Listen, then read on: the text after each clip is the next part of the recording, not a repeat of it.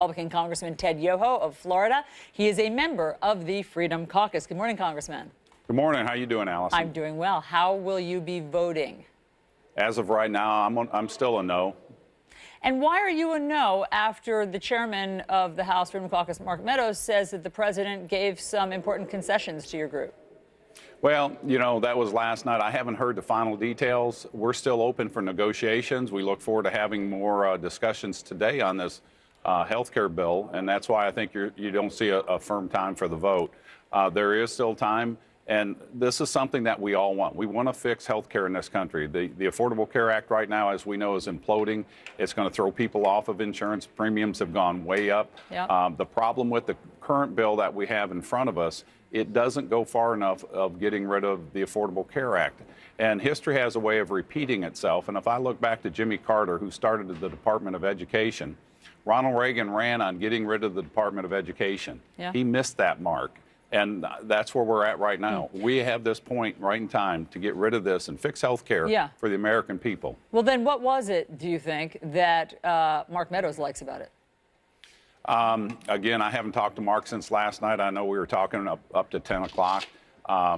Some of the things that we were looking for was to get rid of the essential health benefits that somebody was talking about just previously. And it sounds as though that was a concession that the president promised. Well, again, I haven't gotten the final report. Okay, but if it was, I mean, that. if the president somehow made that deal and said, yes, you can get rid of the essential health benefits, then are you a yes vote?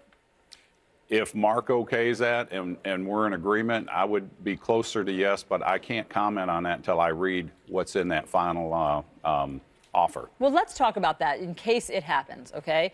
If the deal is that you get rid of the essential health benefits, then what do you say to people who say, but I need mental health care? That's a loss to then perhaps your constituents or voters who say, I rely on some of those essential health benefits. Well, if you go back to prior to 2009, people had access to that stuff. You know, you have your community health clinics, which is over 13,000 in the country that the government funds that does primary care. They have referral services. That care is out there, and there's this false narrative that if we do away with this, people are going to lose coverage. Nobody wants that. Nobody's working to do that. We want to make sure there's access to coverage. And then if you look at where the majority of the people went, they went on Medicaid. And historically, if you compare Medicaid, the outcome of service to the other parts of the industrialized world, it has some of the poor, worst performing outcomes. In fact, since the Affordable Care came in, there's been over 80,000 more deaths attributed to Medicaid care. And we want people to have access, but more importantly, we want them to have access to quality care. Yeah. And we want to make sure we get that. Look, we've been debating this for weeks now. Access versus coverage. As you know, this isn't a false narrative that people would lose coverage. This is what the CBO said. I mean, other groups have looked at this and say that under the current Republican plan, people would lose coverage. That's been... Well, the CBO also said there was going to be 20-some million people covered, and we know that's not true. In fact, a lot of the people that have coverage are the ones that lost coverage under the old plan. I was one that lost my health care when the Affordable Care Act went in, so I went into a different program. And I think this comes down to a basic, fundamental belief that we all have. This is about freedom of choice of the type of health care you want, one that I can craft with my insurance agent or insurance company that meets the needs of my family. And that's where I think we've missed the mark on this, and that's what we're trying to get back to. Okay, let's move on for a moment to, there's so much news this morning, and there are so many. Here's another top story that a lot of news. There is, and I want to ask you about this. It's about Russia, because CNN has learned that the FBI has information that some of the president's campaign associates may have coordinated with Russian operatives to release the damaging information about Hillary Clinton's campaign, okay? What is your reaction to the implications of this? My reaction is this. As you said, they have information. All right, so we'll take that as information. That may have, that's a kind of a conjecture. So I'm going to wait until they do their investigation.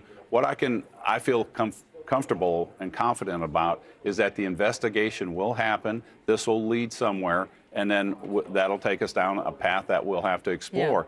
Yeah. And I've always said that, you know, if there's wrongdoing, we need to hold those that have created that wrongdoing accountable. Yeah. Well, let's talk about that investigation, because as you know, this morning there is some suggestion that the congressional investigation may be compromised because the chairman of the committee doing some of the investigating, Devin Nunes, went to the president with information that he had on surveillance and the press before his own committee colleagues. And now people like John McCain are saying that makes that whole investigation tainted.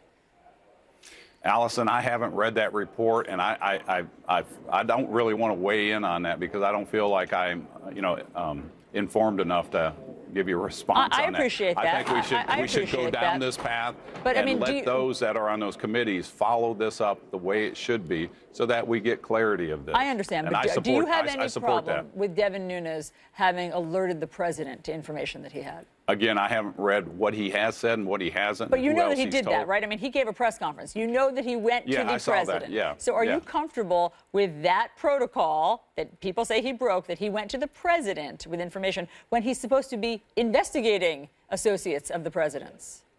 Well, again, I'm not going to weigh in it. I do know Devin, and Devin is a man of character and of high integrity, and I haven't had the chance to talk to him.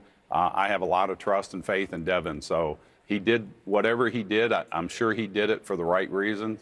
And, if we're going to go down that road, look at what Bill Clinton did with Loretta Lynch, getting on the plane of an active investigation. How far back do you want to go, Congressman? I mean, I think and we can keep going back and forth. That's right. So let's leave it there. Congressman Ted Yoho. Healthcare, we have to fix. We have a nation to save, and that's what I want to focus on. Please come back when you know exactly how you are voting later today. To Congressman Yoho, thank you. Okay, thank you, ma'am.